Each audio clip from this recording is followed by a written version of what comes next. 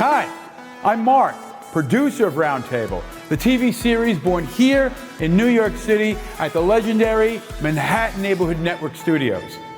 The exchange of ideas is important, and that is why we bring to you the following presentation. Please watch.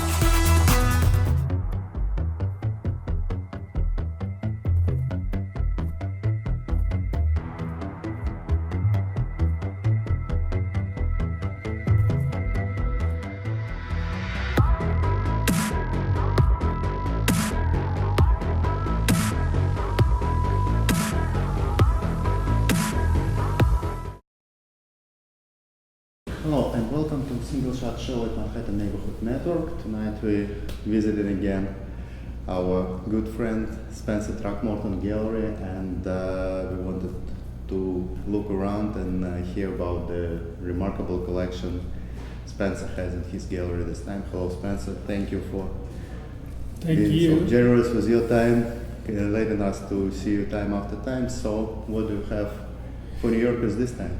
This is a show that we have put together of Anderson and Lowe. They're from London. They have been photographing since around for the last 20 years. And it's a collaboration between Jonathan Anderson and Edwin Lowe. It deals with their major accomplishments have been with Athlete Warriors, Black Sand, and they've recently done a thing called Spectre based on the James Bond movie. But this body of work, which we're including something very new, is the rituals of mud wrestling that's sacred, that's done in India. So those are color photographs which are there at the back of the gallery. And they also filmed at West Point, and these are Athlete Warriors, which are cadets at West Point. And we had done a show of the West Point group like 10 years ago. So it's their first show in 10 years.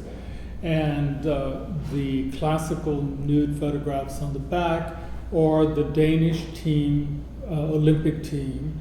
And they suggested being the reference to the Greek games to be photographed nude. They're very tasteful, they're very beautiful, and the ring with jumping through fire is actually not photoshopped, but actually done by the team, and they offered to do it. And the first time that it was staged to do it, they had used metal wire, and the wire burned through and fell just before the first gymnast was to go through the ring. So the next time that they did the ring, they did it with huge chains, and it held. Oh, that's actually remarkable. And on a side note, I would not expect to see anything edited with post-production in this gallery. Indeed, it's not reputation of Spencer Throckmorton. Oh, okay. Yeah. Interesting. So, as I understand, it's not two separate bodies of works from two photographers. They're working in collaboration. So, it's a collaboration. Let's talk a little bit about their process, if we know how they actually do it, because it's always interesting how two photographers working together. Basically, what is their process? Well, they collaborate in ideas, and they shoot together, and they also produce the photographs together and print them. And they have been collected both by the Metropolitan Museum and the Victoria and Albert Museum in London. As I understand, there is an exhibition of some of these works being prepared right now on a large scale in one of the museums as well, right? Yeah, they have a show that's opening on the 19th at the Eastman Kodak Museum in Rochester, New York. Mm-hmm. And it is called Voyages and Discoveries. And how that came about was they were working at the Victoria and Albert, and they noticed all these fantastic ship models which were in storage at the museum, and they had all been wrapped in plastic for protection. And they photographed them, and when they realized it looked like Mist of the Sea, and so it became Voyages and Discoveries, because it was a real discovery to see these, because they'd never been shown, but had been stored.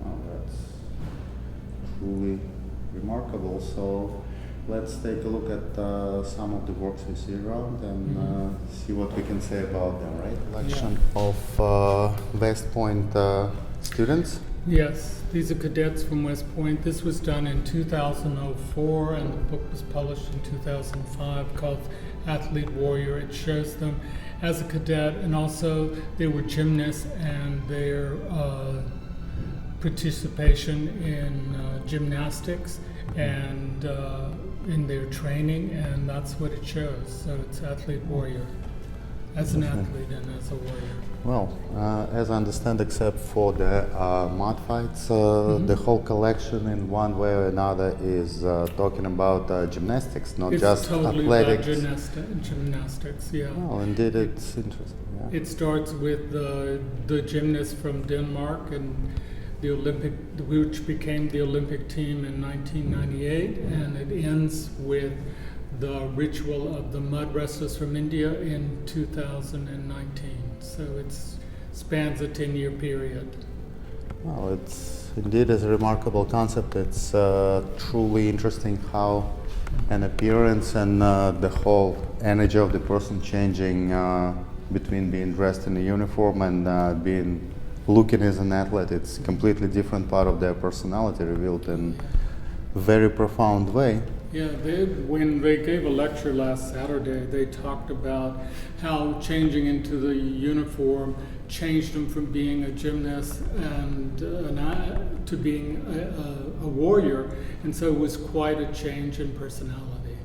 Well, I can totally imagine, and if you would look at the entirety of those 4 sets, they all depict uniform not just different for different parts of the military, but also from different epoch. This one, for example, is extremely modern, contemporary, everyday uniform. This one is more of the, how they call it,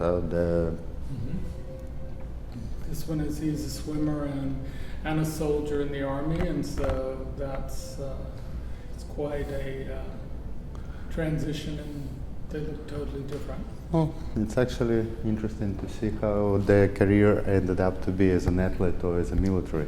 Right. Yeah, so what I wanted to point out that that one over there is a very traditional uniform from 19th century.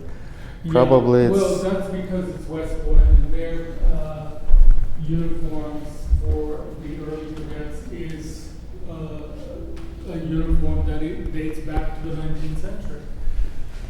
yes.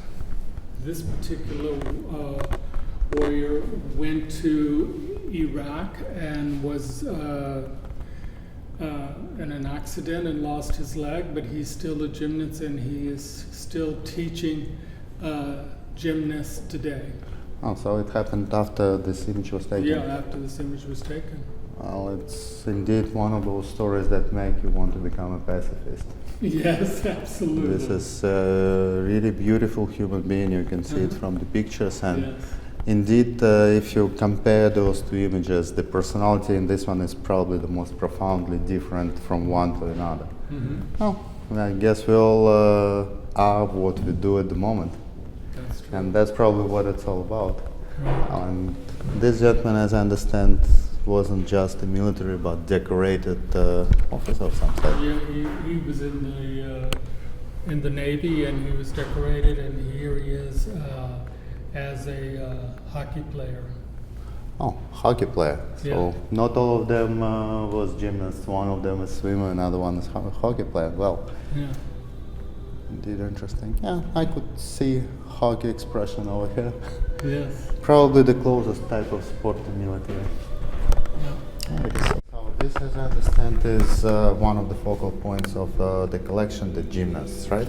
Yeah, from the gymnasts. This was in 1998. They contacted the Danish team for the Olympics in training, and so they photographed this series of work, and they had wanted to express the Greek ideal of the early games, so all of the participants are nude, and all of this was done in Denmark. Oh, and indeed it's related to the Greek Olympics, which were indeed performed in the nude, and that's probably partly why most of the images in this collection are male. Yes. Because that's exactly how it was working in classic Olympic Games. Right. So most of these, as I understand, are photographed when the person is up in the air. So these are jumpers, and they are just so this, how they achieve this is because of jumping, and but it's incredibly graceful and beautiful in that it does seem like they're jumping out of planes, and they're in the air. It looks completely surreal, and it once again makes you to celebrate the mastership of photographers, who actually makes you to think that there was a Photoshop involved. There is no Photoshop involved. I definitely know. Yeah, I can assure you. As a photographer, I just can imagine how extremely complicated it is to catch a moment like this and yet retain your focus on actually making it spiritual and perfect composition-wise. And perfect composition and balance.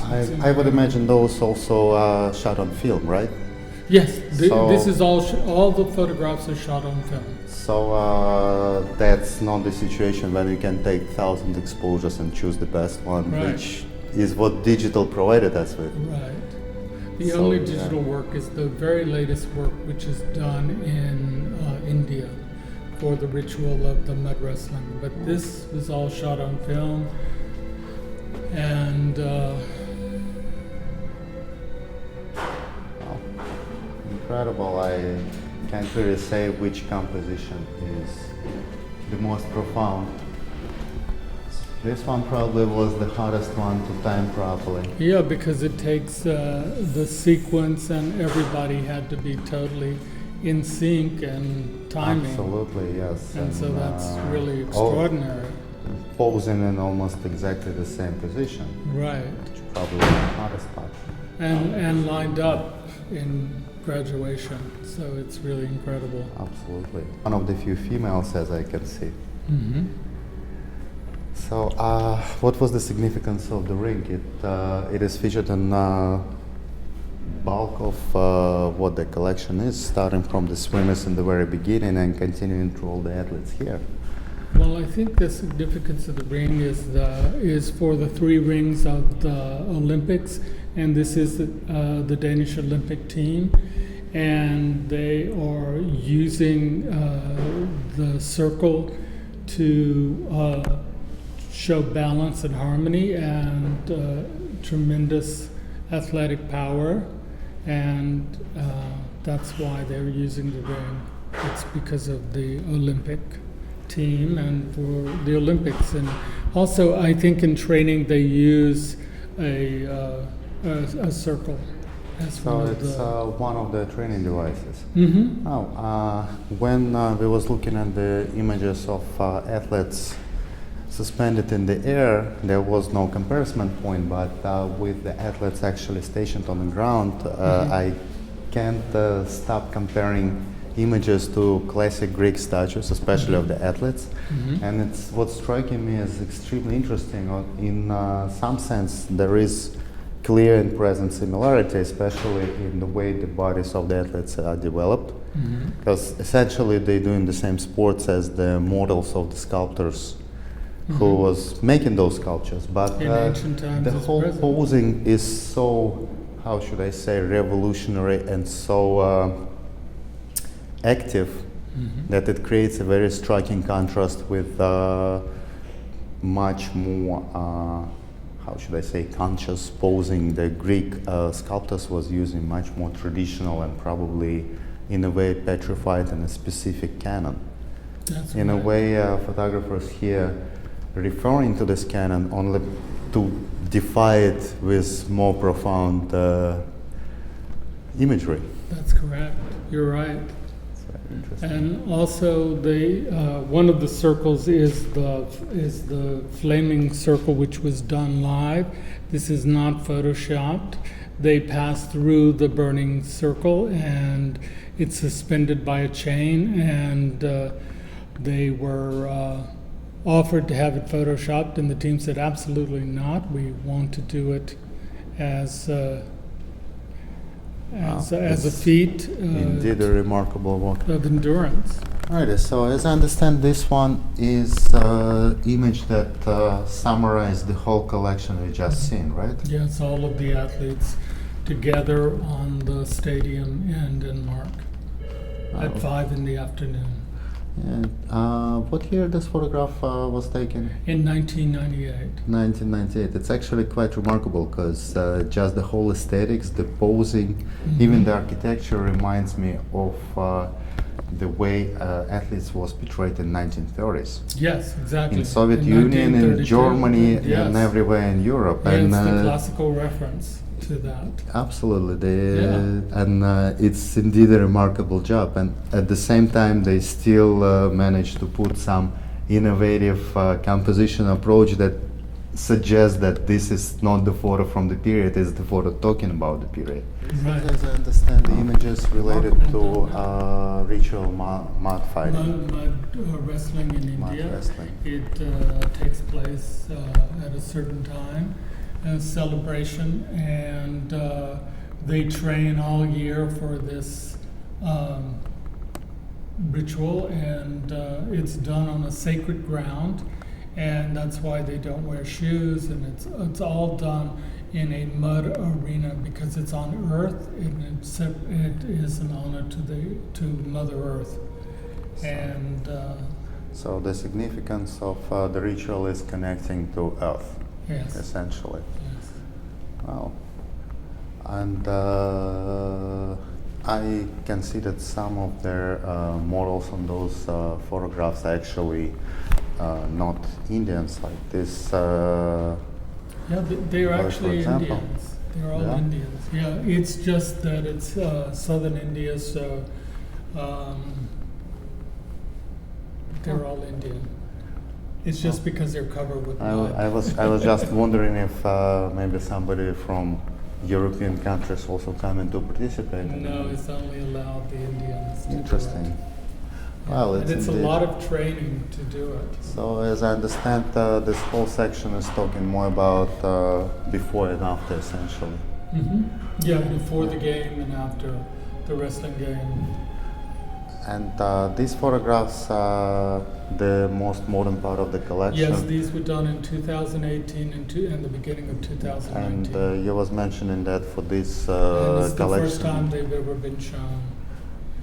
That's remarkable. And as I understand, that's also when photographers chosen to use digital photography as their media, right?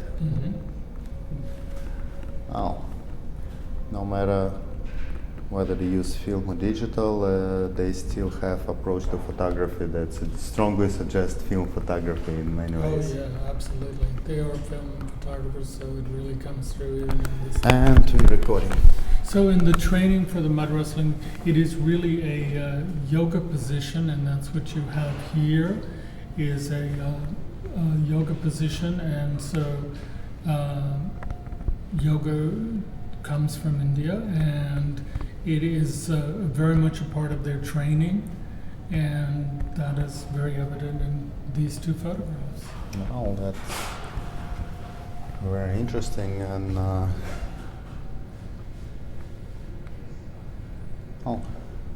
and it's bare hand fighting, right? Yeah, it's bare hand wrestling. Okay. Wrestling, obviously. All right, so let's take a look at the actual images of the fights.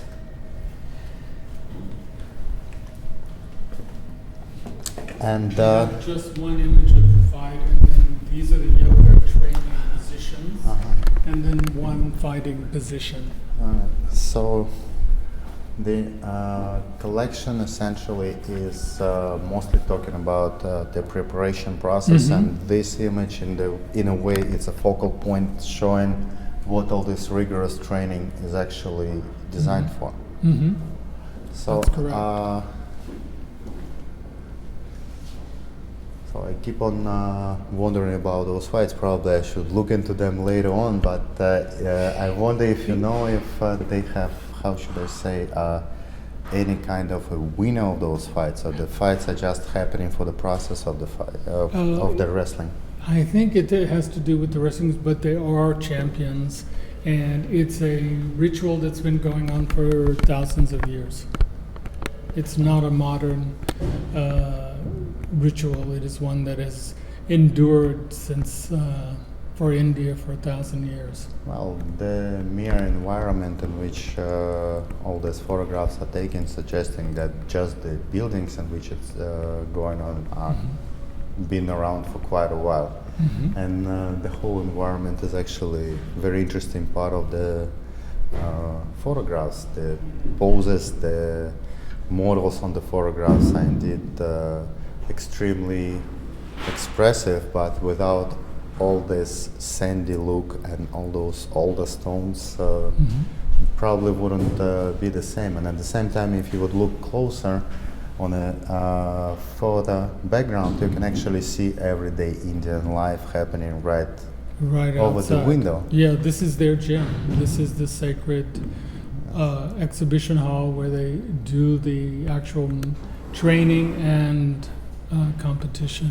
As I understand, this is the image of an athlete prepared for the wrestling match, right? Yes, this is one pair. Be able to So show this that. is a training gym in China, and this is a book called Endurance, which the Olympic teams of China are trained, and this again is a wrestling scene, and this is a young man in training, and we only showed one because we were covering a long period of history of their work, but this is taken from the book called Endurance, which was also shown at the Brooklyn Museum with a couple of years ago when they did a show on athletes.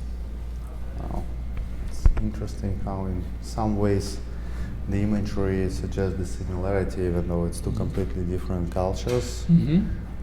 Just the body language, as the posing is very similar to what we've seen in the Indian section. All right, so we have a couple of more we want to take a look at.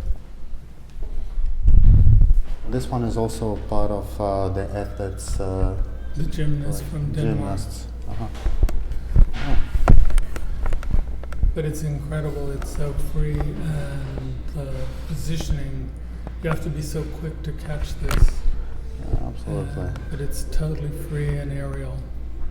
Yeah, and not just quick to catch it, but also probably have a lot of patience to get the clouds to be exactly in a position so he would look like he's suspended above them. Right, exactly. Right in the stratosphere somewhere. It has some probably religious reference in it. At least I can recall ancient. few Catholic formal poses from church paintings that would have very similar motorics, very similar positioning. I'm not talking about the crucifixes, I'm talking about the depictions of angels.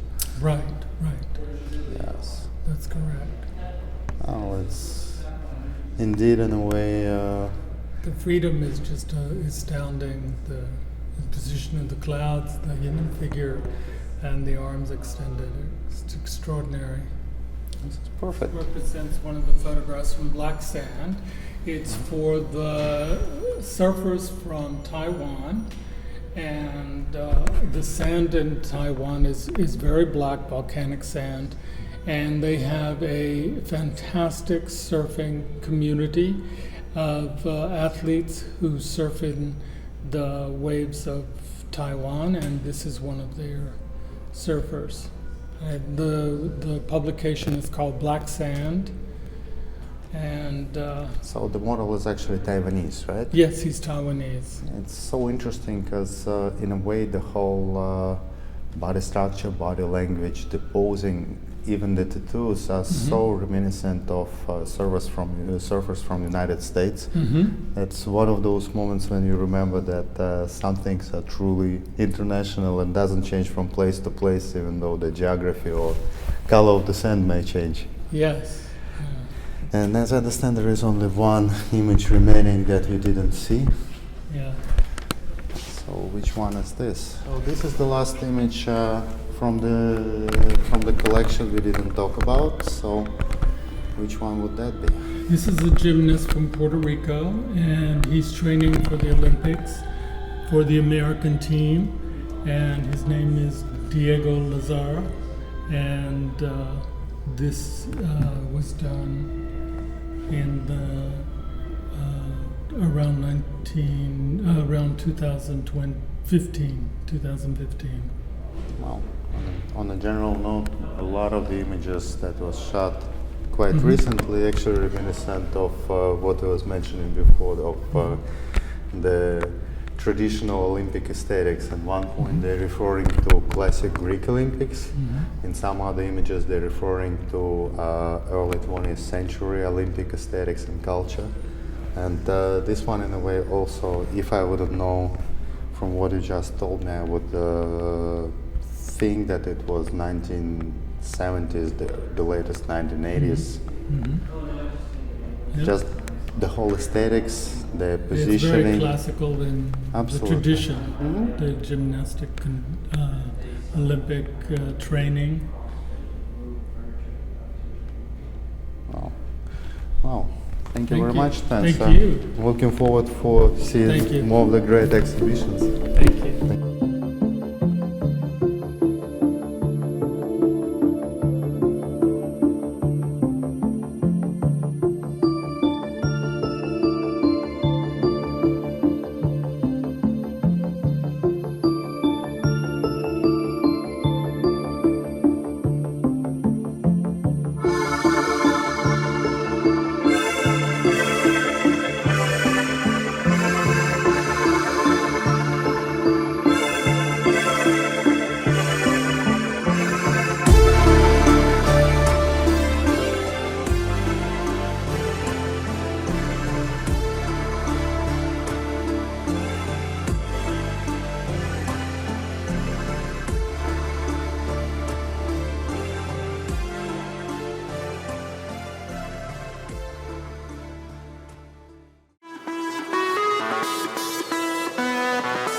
I hope you found that worth watching as much as I did.